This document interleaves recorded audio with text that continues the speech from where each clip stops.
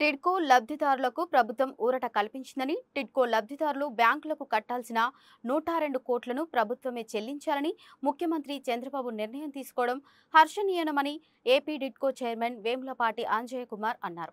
టిడ్కో కాలనీలలో మౌలిక సదుపాయాలు కల్పిస్తామని, టిడ్కో కాలనీలను గత ప్రభుత్వం నిర్వీర్యం చేసిందని, వైసీపీ ప్రభుత్వ హయాంలో ఇళ్ల నిర్మాణాన్ని నిలిపివేసిందని, పూర్తయిన గృహాలను కూడా లబ్ధిదారులకు ఇవ్వలేదన్నారు.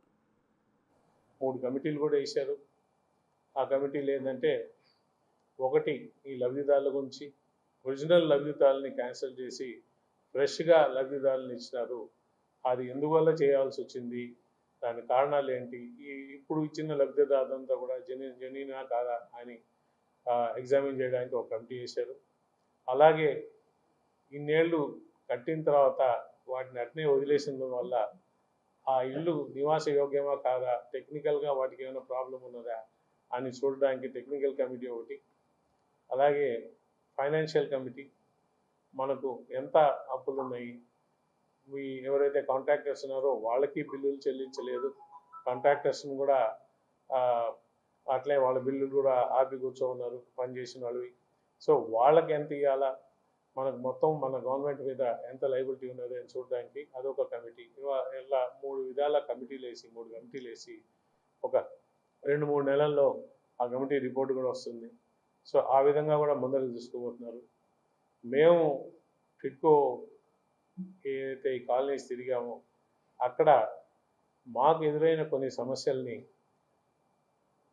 మా ఎండీతో మాట్లాడి టిడ్కో కాలనీస్ హ్యాండింగ్ ఓవర్ అని చెప్పి అంటే మనం లబ్ధిదారులకి అందచేయాలా అని చెప్పి ఒక ఏదైతే ఉండిందో దాన్ని కొంచెం స్వల్పంగా మార్పు చేసి ఆ సముదాయాల్లోనే వాళ్ళు అక్కడ పనిచేసుకోవడానికి వాళ్ళకి స్థలాలు కట్టి ఇచ్చి వాళ్ళకి హ్యాండ్ ఓవర్ చేసి అక్కడి నుంచి వాళ్ళు వ్యాపారం చేసుకునే విధంగా చేయాలని చెప్పి ఒక ప్రపోజల్ పెట్టారు.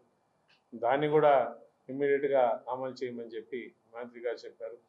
సో టిడ్కోని మొత్తం ఆ సంస్థ మళ్ళీ బాగా జీవం పోసుకొని కళకళలాడే విధంగా రేపు సంక్రాంతిని అందరూ వాళ్ళు సంతోషంగా టిడ్కో వాసులు బాగా సంక్రాంతిని వాళ్ళు సంతోషంగా సంబరాలు చేసుకునే విధంగా ముందరికి వస్తున్నది. టిడ్కోకి మళ్ళీ లైఫ్ వచ్చింది.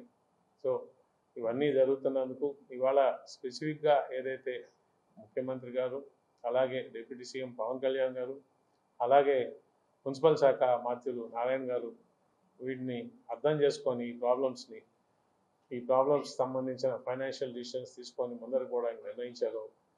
వాళ్ళందరికీ కూడా ఈ టిడ్కోని మళ్ళా రెన్యూ చేసి